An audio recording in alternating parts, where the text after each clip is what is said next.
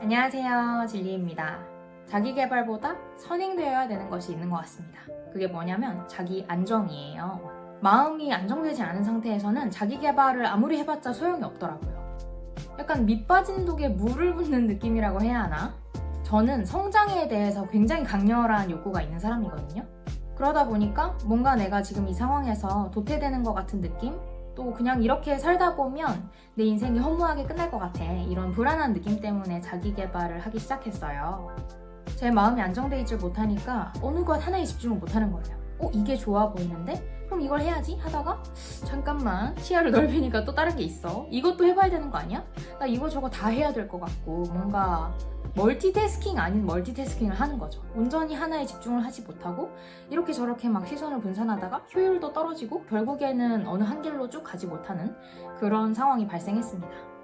물론 죽이 되든 밥이 되든 해보자는 마음으로 꾸역꾸역 책을 읽고 또 영상을 보면서 좋은 인사이트를 얻으려고 노력하고 또 뭔가를 생산해내다 보니까 저에게 맞는 길이 뭔가 하는 것들을 이제는 어렴풋이 조금 알 것 같기도 하지만 제가 만약에 마음이 안정된 상태에서 자기 개발을 시작했다면 훨씬 더 효과적으로 뭔가를 얻어낼 수 있었을 것 같아요.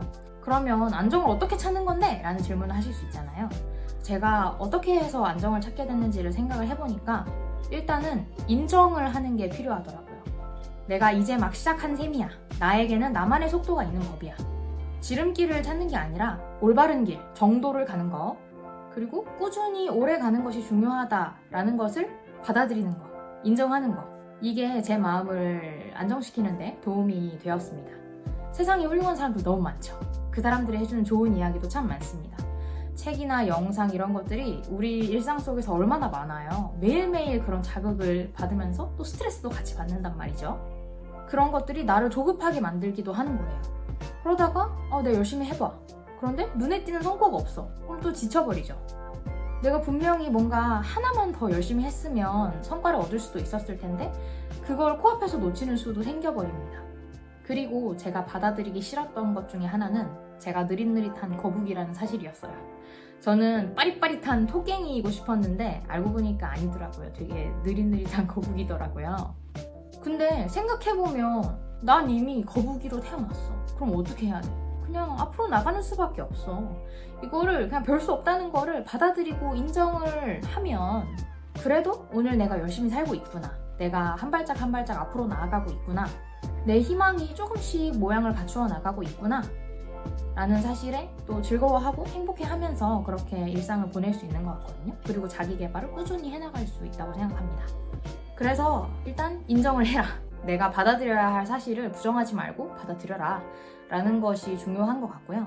다음으로 말씀드리고 싶은 것은 나에 대해서 인지를 해라 라는 것인데요.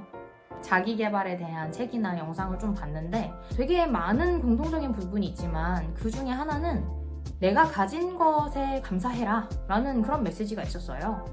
많이 가졌으니까 고마워하고 행복해해야 한다. 근데 행복해하는 그 감정만으로도 물론 내가 충만한 기분을 느낄 수 있지만 그것보다 중요한 거는 내가 가진 것들을 인지를 하면 그 순간부터 그건 나의 자원이 되는 거더라고요. 그러면 내가 가진 무기들이 뭔지를 파악을 했으니까 그걸 어떻게 활용을 해야 할지도 생각을 해볼 수 있는 거겠죠. 물론 이 현생에 불만이 많을 때는 내가 가진 게 어딨어? 라고 생각할 수도 있습니다. 왜냐하면 제가 그랬기 때문에 잘 알고 있습니다. 근데 그럼에도 불구하고 분명 내가 가진 것들은 존재하더라고요. 예를 들어서 저는 저의 어떤 모습을 싫어했냐면 제가 너무 부모님 말씀 잘 듣고 선생님 말씀 잘 듣고 그렇게 그냥 컸던 거예요.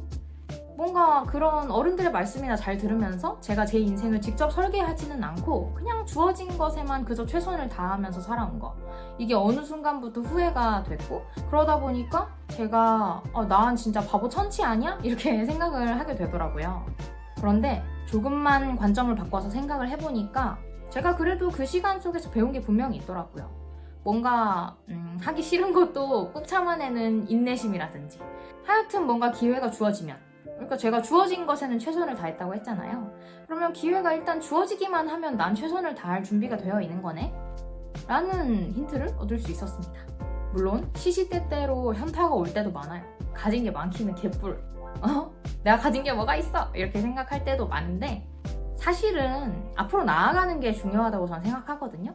그래서 그게 부정적인 감정이든 긍정적인 감정이든 어쨌든 내가 그럼에도 불구하고 앞으로 나아간다. 이게 제일 중요하다고 생각을 해요. 하지만 조금만 더 생각을 해보면 내가 부정적인 감정에 막 이끌려서 휘둘려서 이렇게 가는 것과 긍정적인 생각을 바탕으로 이렇게 차근차근 내가 길을 만들어 나가면서 즐거운 마음으로 나아가는 거는 확실히 그 효과와 효율이 다른 것 같습니다. 아마 제가 그러했듯이 여러분들도 뭔가 불만스러웠던 과거에 대해서 또 나의 모습에 대해서 좋은 점은 한두 개씩 꼭 있을 거라고 생각을 해요.